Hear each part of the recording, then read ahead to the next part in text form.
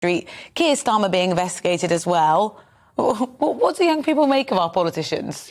Yeah, and I think that's the kind of point that they don't really view them in high regard at the moment. We did a poll yesterday and we asked young people, do you trust politicians? And 91% said they don't. We also asked if young people would want to get involved in politics, and about 80% said that they wouldn't. The reality is young people don't put them in high regard, and I think when you have the leader of the both biggest parties being fined or being investigated, it's not a good look. So yeah, the wider point about trust is that young people don't really view them. When you talk about young people, how old are you talking? Yeah, so it can be anything from 16, 17 up to mid-20s.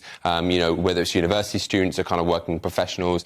These are our future leaders, doctors, scientists, and obviously their opinions matter. And when they don't view politicians in high regard, I think that's a big issue, to be honest. There's obviously the Sue Gray report to come, so it doesn't feel like Partygate is quite over yet. Mm-hmm.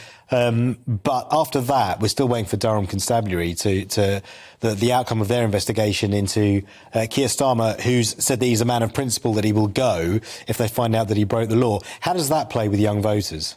Yeah, and I think it's interesting because the majority of young voters do tend to actually support Labour, so they're disappointed about the whole, kind of event, Keir Starmer's kind of handling. He said that, it was, there was 10 people there, and then he said it was 20 people there. But the reality is it's one event. I think a lot of young people, view that very differently to how they view the kind of Johnson scandal. A lot of parties, a lot of fines. So there's a hypocrisy across the board, of course, but I think, young people don't view them as the same thing, because I think there's one event versus, quite a few events. So in that sense, are they disappointed he's taken that line? If they think that because it's one event is excusable, are they disappointed that he said he'll go because of it?